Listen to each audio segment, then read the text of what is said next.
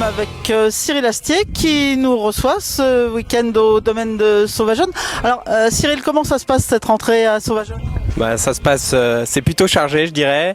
Bien évidemment, c'est toujours un défi assez compliqué d'organiser à la fois un concours hippique et de cette envergure. On a 900 cavaliers d'inscrits sur les 3 jours et en parallèle, bien sûr, la rentrée du club avec les inscriptions qu'on d'ores et déjà réattaquées et les cours qui attaquent ce lundi. Donc pour moi, l'idée, ça a été d'essayer de mixer les deux événements servant du concours pour effectuer également ma rentrée club, d'où un petit stand d'inscription tout le week-end avec des balades proposées aux enfants gracieusement tout le week-end. Voilà. Donc ça veut dire que le grand public peut venir à Sauvageonne non seulement pour profiter du spectacle, mais aussi pour initier les enfants à l'équitation. Exactement, j'ai essayé d'orienter un maximum, de faire une campagne à ce sujet, à la fois via des affiches et sur tous les supports de communication, notamment sur ma page Facebook.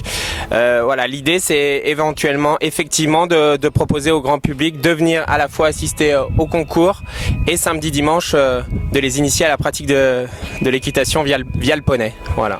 Alors là, on est avec un concours officiel Pro 2 avec un Grand Prix dimanche qui va être très disputé.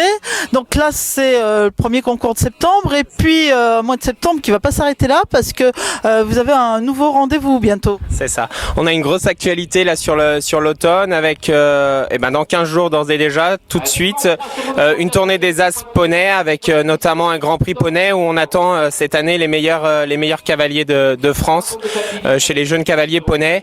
D'habitude, on est en face de Fontainebleau, donc on va essayer d'en profiter cette année pour jouer la carte à fond. 21-22 septembre, on vous donne d'ores et déjà rendez-vous. Ce sera aussi la fête du cheval à cette occasion, donc la même chose, on essaye de communiquer sur le club. Et ensuite, une étape de l'Equita Club Cup fixée le dimanche 13 octobre, voilà, qui est associée à la fois le CSO et les épreuves Hunter en vue d'Equita Lyon. Merci pour tous ces rendez-vous. Merci à vous. Bonjour, nous sommes à Arnas avec Geoffroy de Toisy qui est le speaker de ce jumping avant d'être celui des Equimasters la semaine prochaine. Alors Geoffroy, c'est quoi le rôle d'un speaker ? Alors, avant tout, bien évidemment, annoncer les cavaliers, les chevaux, les origines, mais surtout mettre de l'animation pour que le public ait une bonne vision de ce sport. Alors, mettre de l'animation, c'est quoi ? C'est des jingles, C'est des jingles bien évidemment, c'est la musique aussi, c'est aussi avant tout donner les résultats des cavaliers qui concourent dans les différentes compétitions. Donc vous êtes dans la tribune du jury, alors en même temps il faut pas perturber le jury, c'est-à-dire il faut amuser le monde mais pas distraire les officiels. Voilà, tout en restant sérieux et animé en restant sérieux. Et donc la semaine prochaine c'est le championnat régional, c'est une échéance particulière, il y a un travail particulier pour un speaker ?